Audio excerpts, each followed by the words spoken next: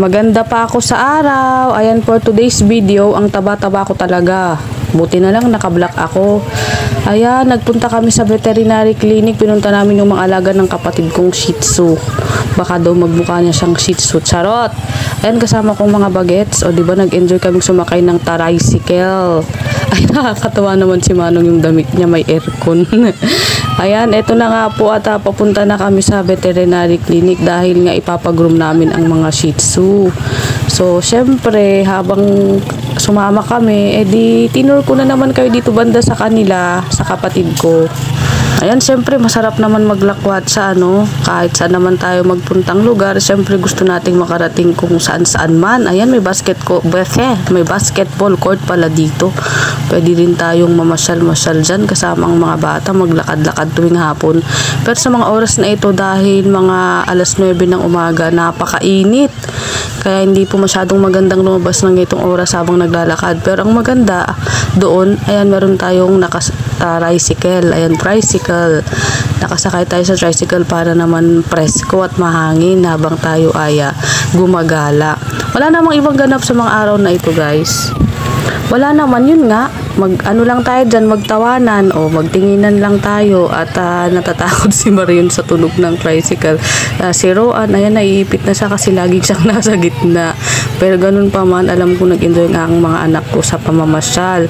Malapit lang naman yung veterinary clinic natin, pero it took siguro mga 5 minutes. O, diba? Ganun lamang siya kalapit. So, syempre, yan, tinul ko na kayo. Wala namang iba dyan. Kasi itong lugar ng mama ko dito sa Pampanga, medyo, alam mo yun, may mga marami na siyang establishment. Hindi naman siya nagmumukhang probinsya. Pero yung banda sa tirahan ng mama ko, ayun, pare-pareho lang yung mga bahay, pero tahimik. Pero nakakatuwa at tayo ay nasa bakasyon. So, wala tayong ibang gagawin kundi mag-enjoy lamang. Ayan, magsabo kayong manood sa mga pagmumukha po namin. Ayan, lalo ng aking mga anak. Ayan, ano ba naman yun? May nakita akong pata. O, sige, may magre-react na naman dyan na mataba ako. Mataba talaga ako, tumaba ako, matako ba naman kasi akong kumain. Ayan, so eto na nga tayo, touchdown. Nandito na tayo sa whatever clinic. Ayan, nakikita niyo yung pangalan niya. Ayan, ang mga pet. So, pinag-groom sila dahil ewan ko, basta pinag-groom sila. Wala naman akong alam sa pag-aalaga ng mga pet kasi hindi ako mahilig. Hindi katulad ng mga kapatid ko, may pusa, may aso. Hindi talaga ako mahilig sa mga pet na ganyan kasi hindi ako marunong magpaligo. At saka basta, mas gusto kong alagaan na lang mga anak ko kasi kapag nagka-pet ka para sa akin, ang mahal-mahal ng mga kailangan nila. Ayan, katulad niya, nagpa-vet lang sila. Gumastos na lang magkano, kaya hindi talaga practical sa akin ng mga ganyan. Siguro kapag wala akong anak, kaya ang dami ko na namang sinasabi. So, ayan, alam ko, ayan, ang cute naman ng pusang ito. Nakalimutan ko yung sasabihin ko. Ganun pa man, hindi man ako mahilig sa mga pet. Ito namang anak kong si Marion at si Roan ang mahilig sa mga, sa mga pet na yan, sa mga pet.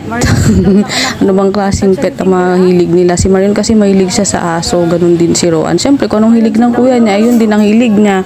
Ano ba yun? Nalilito akong magsalita. So, ayan, pabalik na kami. Ito na nga, ang mama kong ingay niya habang nag-voice over ako dito. Kasi nga kami sa Pampanga at kasama namin ang aking mama. Sabi, ang kukulit ng mga anak ko dyan sa mga time na kaya kailangan ko silang hawakan ng maigi. Kasi baka may mabasag sila dyan o magalaw sila. Naku, wala po kaming pambayad. Nasa bakasyon lamang po kami. Nakikikain.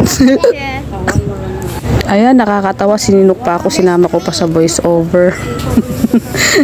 Ganyan talaga kakulit ang inyong lingkod. So, ayun na nga po, nung pabalik na kami, syempre, makikita nyo dyan, lalamon na naman tayo ng lalamon. Marami kasing masasarap na pagkain dito. Alam niyo po ba dito, dito sa Pampanga, sa pagkakaalam ko, sila yung may masarap na mga pagkain, yung mga binibenta-benta, ganun. Mahilig sila kasing magluto.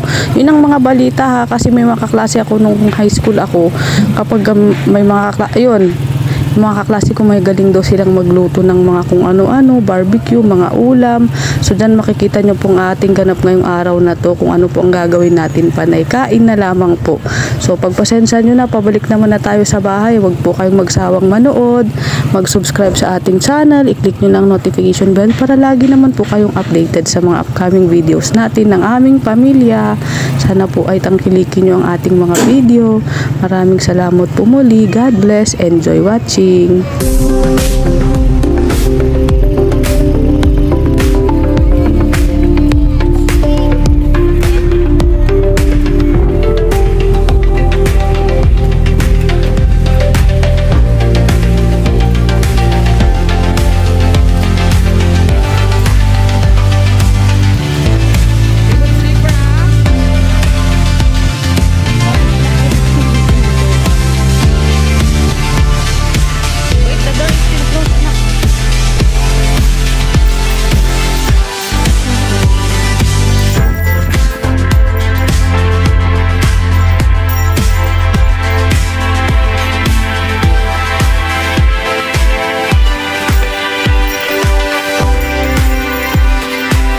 So ayun na nga, nasundo na namin ang mga Shih Tzu at naibalik na namin sa bahay, tapos na ang kanilang grooming. Ito na nga yung sinasabi ko sa inyo na food trip o kainan.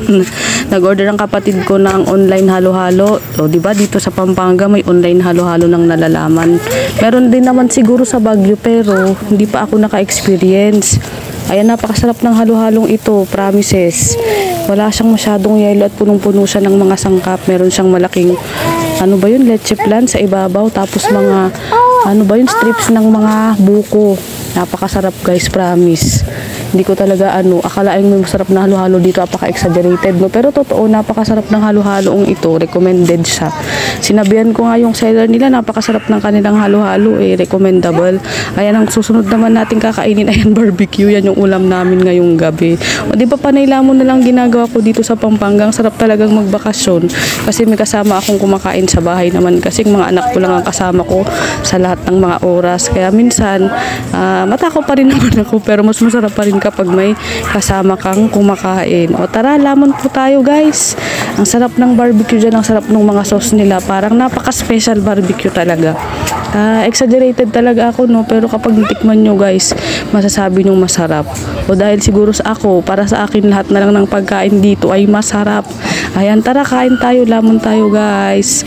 Let's eat. Ayan, panoorin nyo na yung ibang video ko guys. Hotdog, barbecue. Meron ding paa dyan na kinuha. Ayan yung sobra ni Marion yan, kinain ko na rin. Kasi ako lang naman ang kakain ng sobra ng mga anak ko. Hay nako. Ganun talaga ang buhay.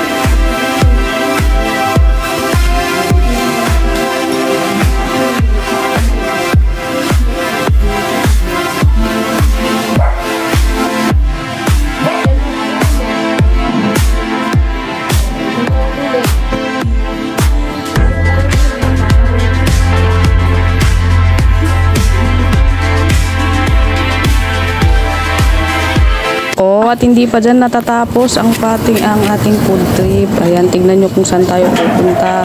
Kainan na naman ito. Hindi na natapos guys. Let's watch it. Ayan, punta tayo sa fishbowlan. Guys, alam nyo kakaiba yung fishbowl nila dito. Kagising lang namin eh. Naghanap tayo ng merienda. Do not open that. That's not yours. Come here. Tadan! Ito na nga po yung sinasabi ko sa inyo na namang pagkain na yan. Ano ka talaga, hindi ako natitinag sa mga pagkain. Meron pa silang fried chicken, no? Ayun, tuknene. At saka yan po yung binili natin. May tuknene, may fishball, at saka yung tofu. O yung basta yun. Ayan ang pagkain natin. No? Maraming salamat sa inyong panonood at huwag kayong magsawang manood sa ating mga video. Goodbye guys!